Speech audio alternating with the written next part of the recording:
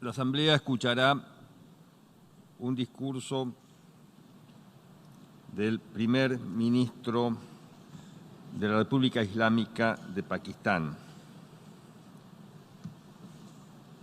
Su Excelencia Imran Khan. Pido protocolo que acompañe a Su Excelencia. Tengo el gran placer de dar la bienvenida al señor primer ministro de la República Islámica de Pakistán, a quien invito a dirigirse a la Asamblea General.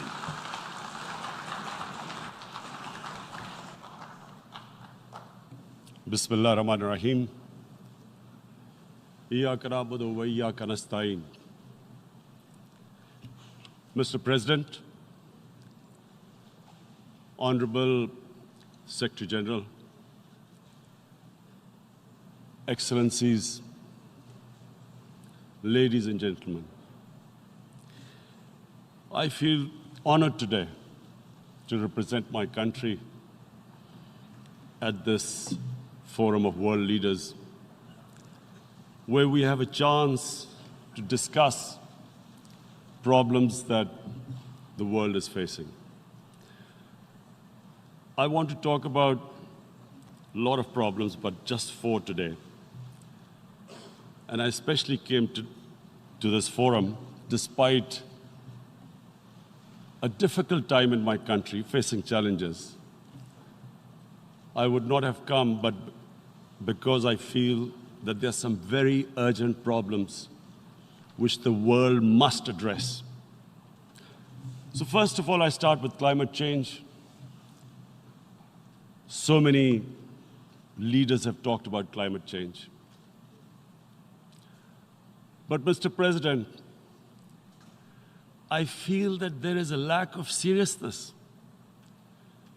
Perhaps world leaders some of the leaders who can do a lot, do not realize the urgency of the situation.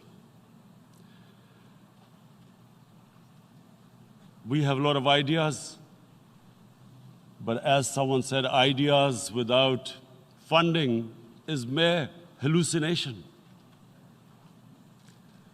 Pakistan, I'll give you start with my own country. Our country is amongst the top 10 nations in the world which are most affected by climate change.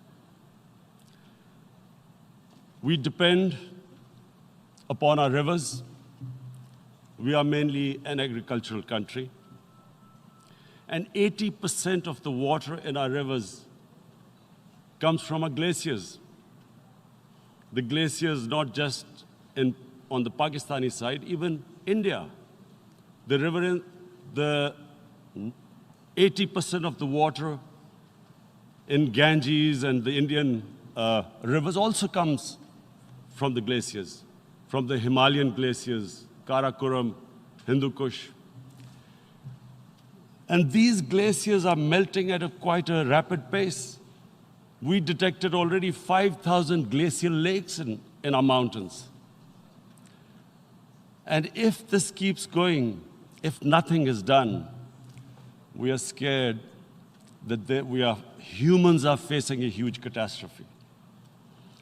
In my country, when my party came to power in the province of KP, we planted 1 billion trees in 5 years. Now we've set ourselves a target of 10 billion trees in Pakistan. Idea being to counter the effects of global warming. But one country cannot do anything. This has to be a combined effort of the world. My optimism comes from the fact that humans, the Almighty has endowed humans with great powers. We can do anything, provided our survival instinct is stirred up. And this is really what I hope that the United Nations will take a lead in this. There must be more emphasis. Richer countries must be pushed. Countries that are responsible for, mainly are responsible for greenhouse gas emissions. They must be pushed because our country contributes minuscule amount to greenhouse gases. So I feel that the United Nations must take leadership in this. My second issue for me right now is even more critical. Mr. President, every year, billions of dollars leave the poorer countries and go towards rich countries. Billions of dollars siphoned off by the ruling elites of the developing world. And they find their way into Western bank accounts, offshore accounts, tax havens, expensive properties hidden behind companies bought in Western capitals. Mr. President, this is devastating the developing world. This is causing more poverty, debts. It's impoverishing the developing world. The difference between rich and poor countries is growing because of this. Money laundering, which happens because money leaves the poorer countries into rich countries, is not treated the same as, for instance, money from drugs or terror financing. The seriousness which terror financing and money from drugs, the way it is treated, it's not the same. The way the poor countries are being plundered by their elites. It's not happening. In my country, when I took charge of our government a year back, in the 10 years preceding that, our total debt went up 4 times. The debt we had accumulated in 60 years, just in 10 years, it went up 4 times. As a result, the total revenue we collected in 1 year, half of it went into debt servicing. How are we going to spend money on our human beings, 220 million people, when half the money is going into debt servicing? Because our country was plundered by the elites, the ruling elite. And easily they could get the money out. And when, Mr. President, we located properties in Western capitals bought by this money through corruption and money laundering, located the properties of these corrupt leaders, we find it so difficult to retrieve it. That money, if we retrieved that money, we could spend on our human beings. But it's so difficult. The laws protecting these criminals. We do not have the sort of money to have expensive lawyers and spend millions and millions of dollars. We need help from the rich countries. And Mr. President, it's critical. The rich countries must show political will. They cannot allow this to happen. How can the poor countries spend money on human development, which the United Nations asks, SDG? How are we going to do it when this money can easily leave our countries?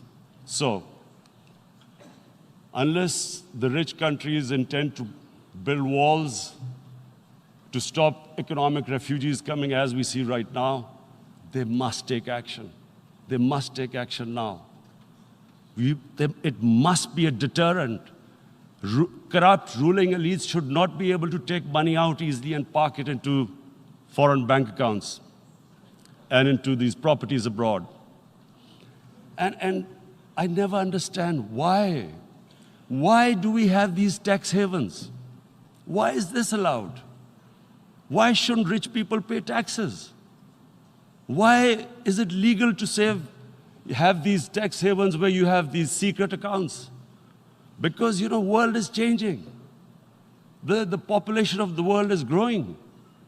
Sooner or later, you're going to have a crisis. If the poor get poorer and the rich get richer, there is going to be a crisis sooner or later. So this is my second point. I hope that the United Nations takes a lead in this. It involves the IMF, the World Bank, Asian Development Bank. They must find a way of stopping this plunder of the developing world. My third point is Islamophobia. There are 1.3 billion Muslims in this world. There are millions of Muslims living in other countries, European countries, and the US as minorities. Islamophobia, since 9/11, has grown at a pace where it is alarming. Human communities live together. There should be understanding amongst them.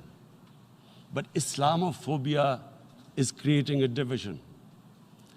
Muslim women wearing hijab, it's become an issue. It's become an issue in some countries. Hijab is some sort of a weapon.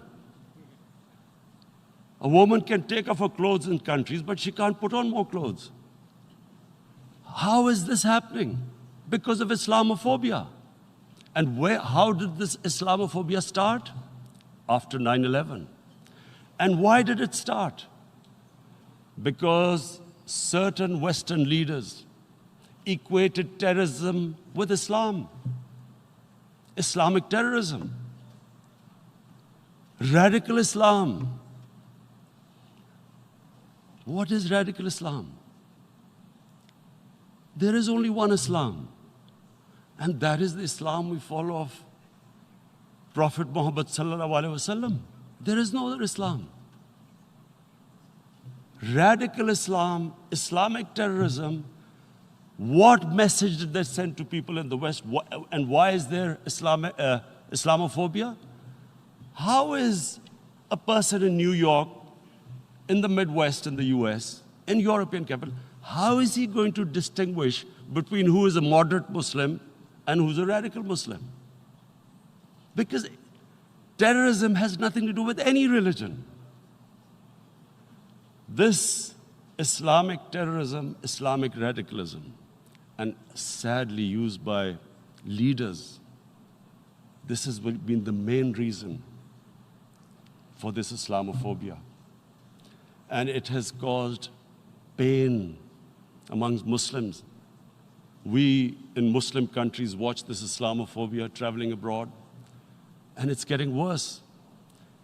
And may I just say, Mr. President, that in European countries, it is marginalizing Muslim communities. And we all know that marginalization leads to radicalization. Some of the people who ended up as militants in Syria and other places were from marginalized Muslim communities. And my point here is that we must address this issue. I'm sad to say that we Muslim leaders have not addressed this issue either. After 9/11, when this thing came about war against radical Islam, rather than Muslim leaders trying to explain to the West that there is no such thing as radical Islam, in all human communities, they are radicals. They're liberals and rest are moderate. All human communities, Christians, Jews, everyone has it. But Islam is not radical, neither Judaism, neither Christianity, neither Hinduism. No religion preaches radicalism. The basis of all religion is compassion and justice, which differentiates us from the animal kingdom. But unfortunately, the Muslim leadership was so scared of being called radical Islam that all of them became moderates. In Pakistan, we were in the eye of the storm, and our government coined a phrase called enlightened moderation. No one knows what it meant. But everyone started putting on Western suits that they were moderates, started speaking. Even those who didn't know English would speak English because they were moderates. No one had a clue what it was. Because we, in the Muslim world, did not explain to the West that there is no such thing as radical Islam. One of the reasons why after 9/11, Islam was supposed to be equated with terrorism was suicide attacks. Because the 9/11 bombers did a suicide attack, all sorts of theories came up that the Muslims are involved in suicide attacks because they will get virgin in heavens. Some came up with, what about women, suicide attackers? So this bizarre thing happened. No one explained. Suicide attacks and Islam were equated. No one did research that before 9/11, the majority of suicide attacks in the world were by Tamil Tigers, who were Hindus. No one blamed Hinduism, and quite rightly. What has Hinduism got to do with what desperate people were doing in Sri Lanka? We all know about, we've seen films about Japanese kamikaze pilots at the end of the Second World War doing suicide attacks. No one blamed the religion. But here we were trying to prove we were moderates and not explaining to the West. But the most important thing I wanted to say here today, in explaining this Islamophobia, Mr. President, and I feel it's very important because I've spent, because of I played professional sport in England, I spent a lot of time there. So I know how the Western mind works and how West views religion. So where the misunderstanding about Islam came. And one of the reasons it caused Islamophobia. That was, in 1989, this book was published, maligning, insulting, ridiculing our Prophet Muhammad sallallahu alaihi wasallam. And there was a reaction in the Muslim world. The West couldn't understand what was the problem. Because in the West, because I have spent so much time in the West, religion is perceived completely differently. They don't look upon religion like we do. And so, Islam was supposed to be an intolerant religion. It was against freedom of expression. And Islam took a real beating 30 years ago. I still remember it became a watershed. And every 2 or 3 years, someone would malign our Prophet, peace be upon him. There would be a reaction by the Muslims. And again, it was Islam, an intolerant religion. Again, this time, I blame a certain section of the people in the West who deliberately provoked this, knowing the impact it would have. But the majority of the people in the West didn't understand. This is where, again, Muslim leadership let the Muslims down. We should have explained to them what our Prophet, peace be upon him, means to us. So in 1 minute, I'll try and explain what he means to us. Our Prophet was the witness to the divine book, the Holy Quran. The Holy Quran is the book of guidance for Muslims, and the Prophet's life was living the Quran. He was an example of what the Quran guided us to be. So he is the ideal we all try to get to. The Prophet created the state of Medina, the first state in Islam. That state was the basis of a Muslim civilization which became the predominant civilization for the next 700 years. And what was that state? I hear such strange things about Islam, that it is against women, it's against minorities. The first state of Islam in Medina, it was the first time a welfare state was set up. The state took responsibility of the weak, widows, orphans, poor people, handicapped. It taxed the rich, spent the money on the poor. The state announced that all human beings are children of Adam, hence equal, whatever the color of their skin. The state announced, the Prophet announced that, and slavery, the whole system depended on slavery as it did for many years in the Western societies. The Prophet said that one of the greatest deeds is to free a slave. But because the society depended on slavery, he said, but if you have to, treat them as an equal member of the family. And as a result, something happened in a Muslim world which hasn't happened in any other civilization. Slave dynasties appeared. Slaves became kings. The Mamluks, slaves who ruled Egypt. In India, there were slave dynasties. And then, with minorities, again, you hear that Islam is supposed to be against minorities. Let me just make this clear. In Islam, the Prophet announced that everyone was free to practice his religion. It was a sacred duty to protect the places of worship of all religions.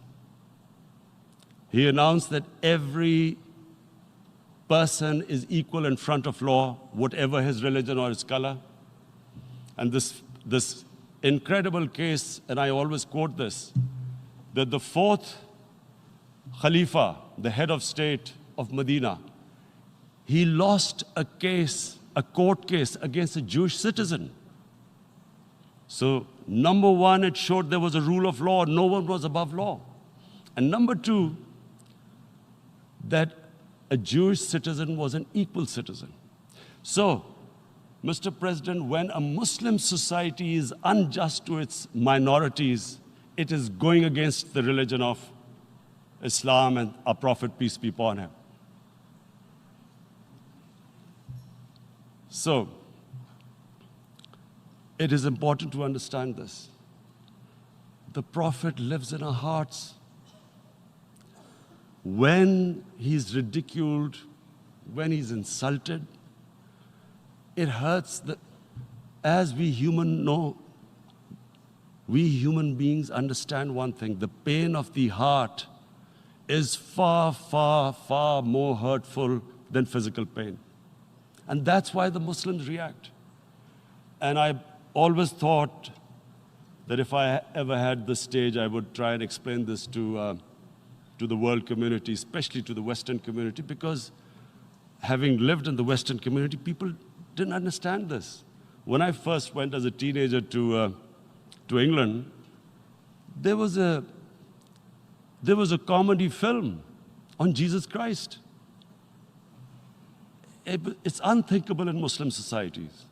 So we need to explain that, look, in a human community, we must be sensitive to what causes pain to other human beings. We have, in the Western society, and quite rightly, the Holocaust is treated with sensitivity because it gives the Jewish community pain. That's all we ask, that do not use freedom of speech to cause us pain by insulting our Holy Prophet. That's all we want. And now, the number fourth point, Mr. President, and this is the most critical point, is the reason why I especially came here. It is about what is happening in Kashmir. Before I go on this, I want to make one thing clear, that when we came to power, my first priority was that Pakistan would be a country which will try its best to bring peace. We had been through this war on terror. We joined the United States war on terror after 2001. And Pakistan went through one of its worst periods where 70,000 Pakistanis died and over 150 billion was lost to our economy.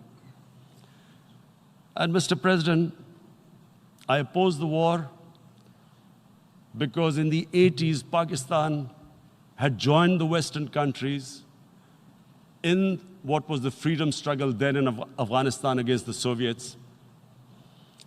And it was funded by the Western countries. These Mujahideen groups, which were treated in guerrilla warfare, were trained by Pakistan Army, funded by the Western countries, and especially US, and they waged what was a freedom struggle in Afghanistan. The Soviets called them terrorists. We called them freedom fighters. 1989, the Soviets retreated. The Americans packed up and left. Pakistan was left with these groups. Come 9/11, Pakistan joined the United States in this war on terror. And now our government was supposed to, the reason why I opposed joining this war, because here we had indoctrinated them in jihad, meaning freedom struggle against foreign occupation. Now, because we had joined the US, and the US had occupied Afghanistan, now we were supposed to tell them that, no, this is not freedom struggle and jihad, it's terrorism. So that's why I tried to tell then government that, stay neutral because you will have leverage over them. You will be able to control them. But if you join them, you become collaborators and they will attack you, which is what happened. They turned against us. We went through a nightmare. 70,000 people killed in a war we had nothing to do with. No Pakistani was involved in 9/11. Taliban were in Afghanistan. Al-Qaeda was in Afghanistan. What had we to do with it? 70,000 Pakistanis died. So when we came to power, we decided that we would dismantle what was left of these groups. And this decision was taken not just by us, but by all the political parties in Pakistan. Unfortunately, they didn't implement it. So we came to power, we decided to implement it, and we dismantled whatever was left of the groups. And I know that India keeps accusing us that there are these groups there. I would like the United Nations to send observers, see for themselves what we've done. No Pakistani government would have dared to do this because it would have created strife. But we decided that there would be no militant organizations in Pakistan. So I need to give you this background and to what I'm going to say later on. And secondly, we started mending fences. I invited the Afghan president. We developed a relationship with Afghanistan. We had problems with Iran. We mended fences there. And then India. Now let me just give you a little background about my relationship with India. Because of cricket, and cricket being it's a passion in the subcontinent, I had great following in India. I have friends in India, and I loved going to India. So immediately, when my party came to power, the first thing we did was to immediately reach out to India. And I spoke to President Modi, and I said, look, we have similar problems. Climate change, poverty, let's get together. Let's resolve our differences through trade. Let's build a relationship on trust. Prime Minister Modi told me that, there were terrorist attacks from Pakistan. I said, we have problems with you. There are terrorist attacks which we know are instigated by India in Balochistan. We caught a spy, Kulbhushan Yadav, who admitted what the sabotage going on in Karachi and Balochistan. So we said, look, let's leave that behind. Let's move forward. Our main priority should be our people. The highest number of poor people live in the Indian subcontinent. Unfortunately, didn't make any headways. Our foreign minister was supposed to meet on this in the UNGA last year. India canceled it. We thought that it's their election coming up. It's a nationalist, ultra-nationalist party. It doesn't want to cozy up to Pakistan. So we thought, okay, we'll wait till the elections. Meanwhile, a 20-year-old Kashmiri boy, whose father said was radicalized by the security forces in Kashmir, blew himself up on an Indian convoy. Immediately, India blamed us. I spoke to the Indian public on television. I said, if you give us any iota of proof, we will immediately take action, because we've clamped down on these groups. Rather than sending us any proofs, they sent their jets in, they bombed us. We retaliated. A jet, 2 of their planes were shot down, 1 pilot bailed out in Pakistan. We immediately returned the pilot, saying that, look, we do not want any escalation. Rather than taking that as a peace gesture, the entire campaign, almost the entire campaign of Mr. Modi in the election was how he had taught Pakistan a lesson that jets had killed 350 terrorists. Complete lie. They had just killed about 10 trees of ours, which was quite painful given that, we are growing all these trees. He then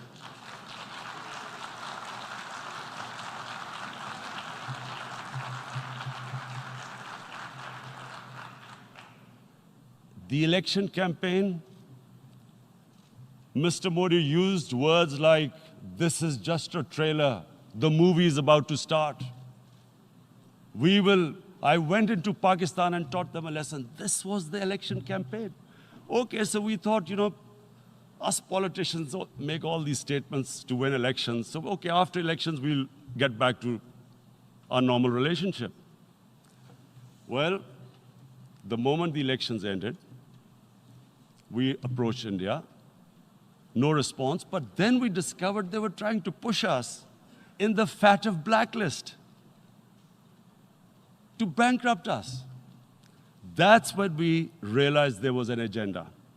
And that agenda became obvious on the 5th August when India went against 11 United Nations Security Council resolutions, which say that Kashmir is a disputed territory and the people of Kashmir have the right of self-determination.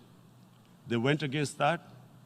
They went against Simla Accord, which is about bilateral, sorting out our differences through bilateral means, went against that. They actually went against the Indian Constitution. Illegally, they revoked Article 370, which gave Kashmir the special status. They got an extra 180,000 troops there. Total number of security forces in Kashmir now are 900,000. And they put 8 million people of Kashmir under curfew.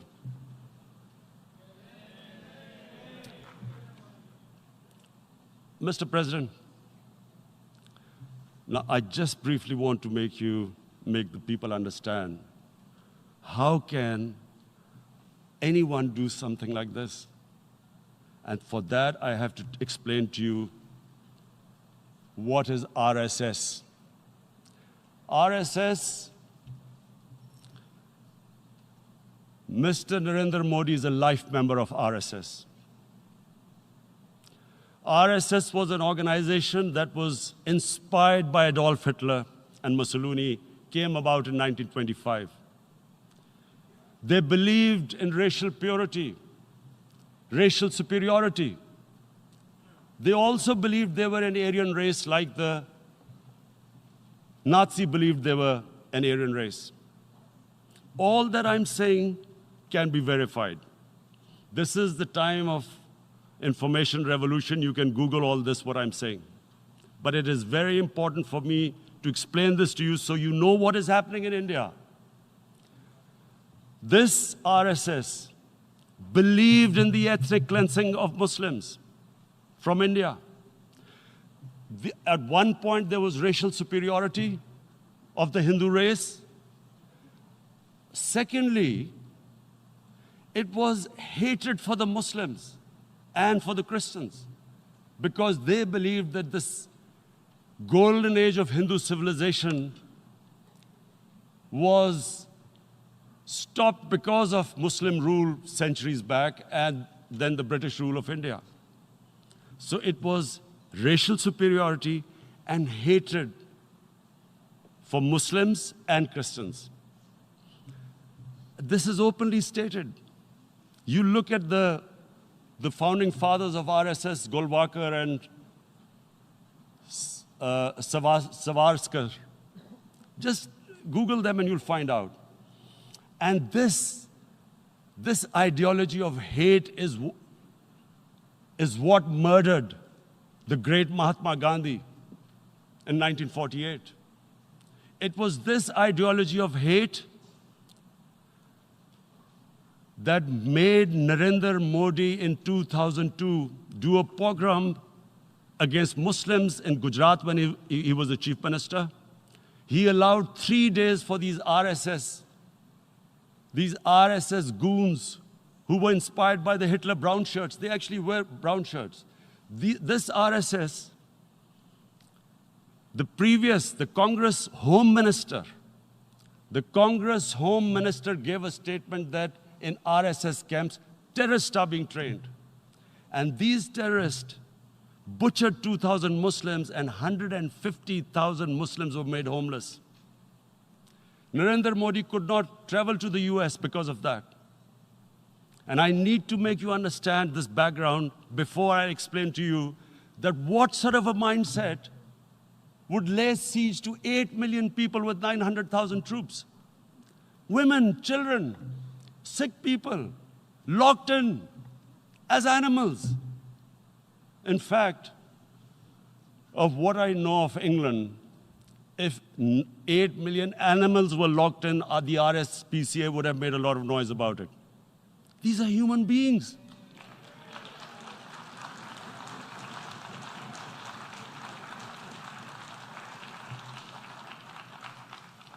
And Mr. President, what comes with racial superiority, these illusions of Aryan superior race, is arrogance. The two go together.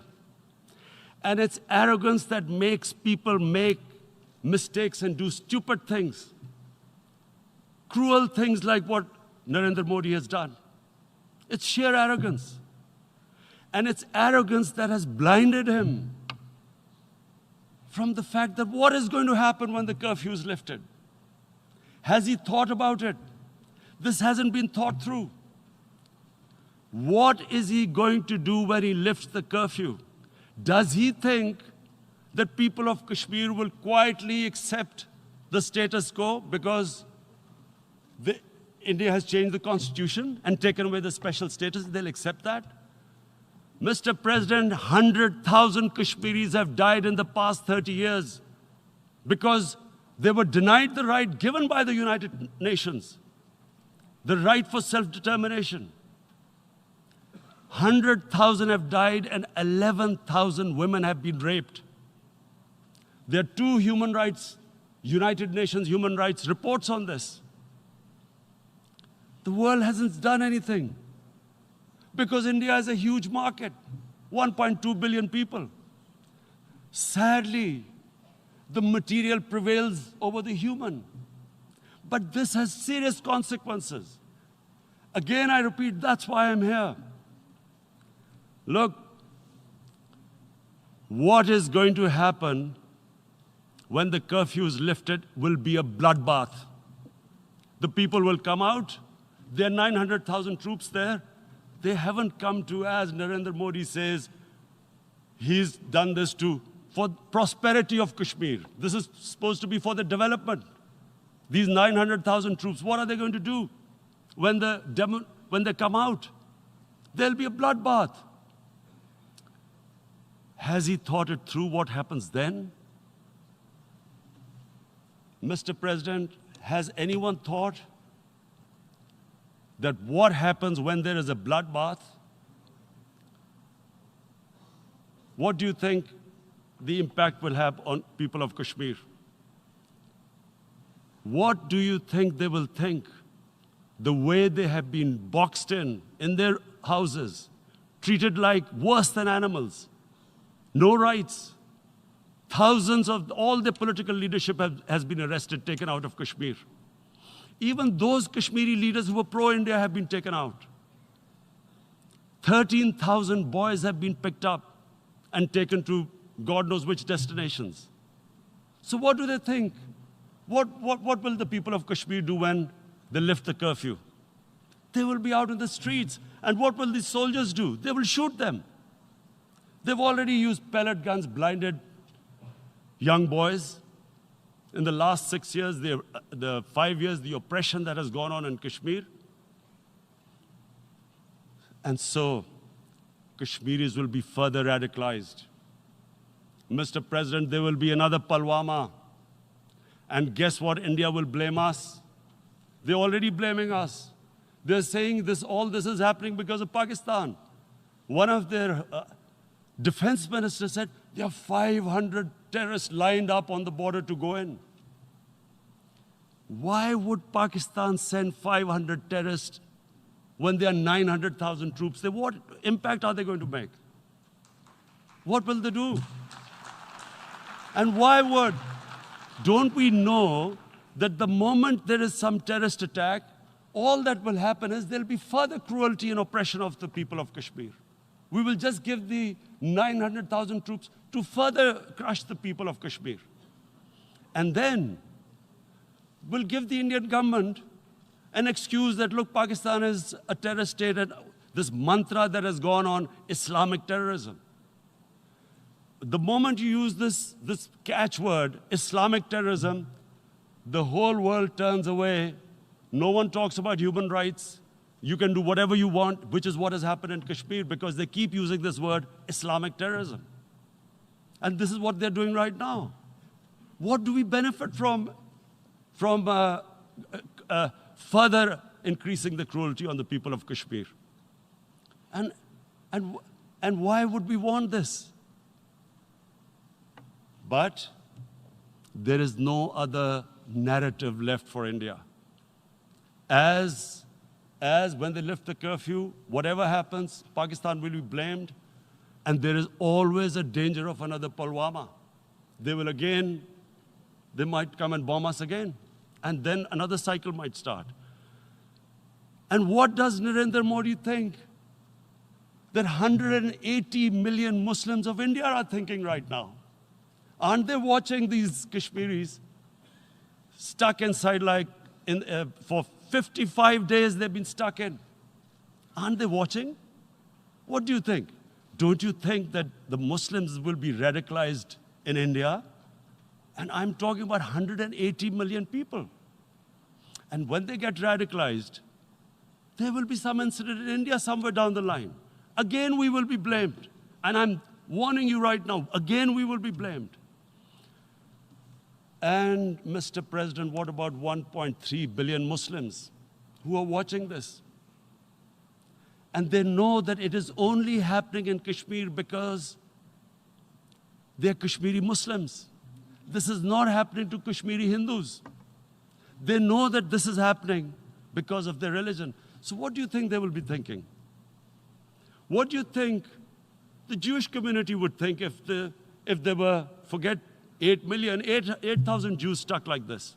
What do you think Europeans would think? What do we think? I mean, any human community, if their members are stuck like that, what do you think they will think? Are we a children of a lesser God? Is it not going to cause us pain? And then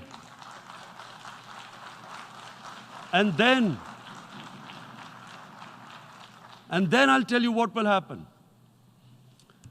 People will, in the 1.3 billion Muslims, someone will pick up arms. I know we've been brought up with films, Western films. This good, decent guy doesn't get justice. he decides to pick up a gun and start seeking justice. There was a film made in New York, famous film called Death Wish.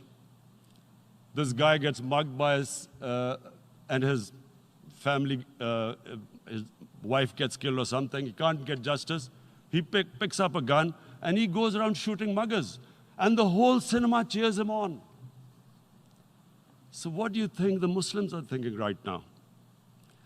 If there is a bloodbath, there will be Muslims becoming radicals, not because of Islam, but because of what they will see, that there's no justice when it comes to Muslims. There were Rohingya Muslims, Myanmar, who are, God knows, almost 1 million people out, ethnic cleansing. What was the response of the world community? So what do you think will be the response of 1.3 billion Muslims? I picture myself. I'm in Kashmir. I've been locked up for 55 days. I have heard about, and there are rapes, Indian Army going into homes, soldiers.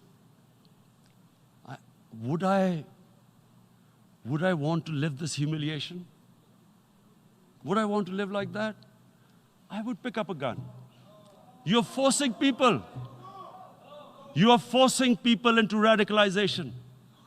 When people lose the will to live, what is there to live for?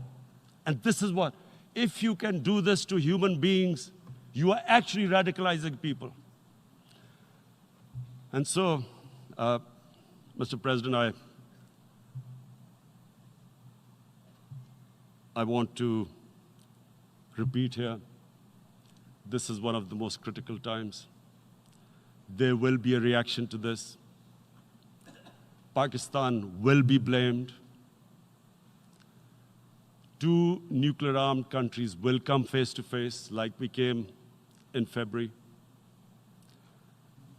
And before we head in that direction, the United Nations has a responsibility. This is why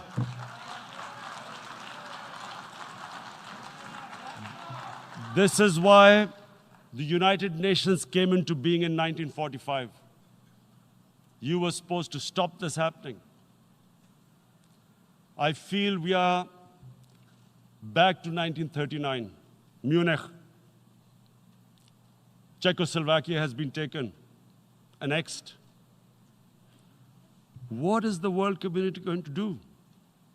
Is it going to appease a market of 1.2 billion, or is it going to stand up for justice and humanity?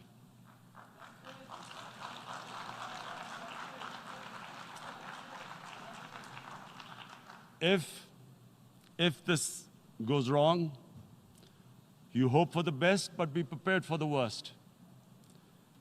If a conventional war starts between the 2 countries, Mr. President, if a conventional war starts, and anything could happen, but supposing a country 7 times smaller than its neighbor is faced with the choice, either you surrender or you fight for your freedom till death, what will we do?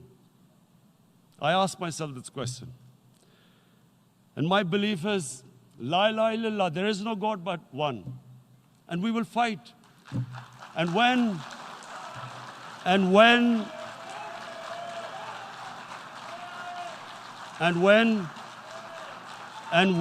a nuclear-armed country fights to the end, it will have consequences far beyond the borders. It will have consequences for the world, which is why I repeat I'm here. Because I'm warning you, it's not a threat. It's a fair worry that where are we headed? And I've come here to tell the UN, you've got to, this is a test for the United Nations. You are the one who guaranteed the people of Kashmir the right of self-determination. They are suffering because of that. And this is the time. This is the time not to appease like in 1939 appeasement took place. This is the time to take action. And number 1 action must be that India must lift this inhuman curfew, which has lasted for 55 days. It must free all political prisoners, and especially those 13,000 boys that have been picked up. Parents don't know where they've disappeared. And then the world community must give the people of Kashmir the right of self-determination. Thank you.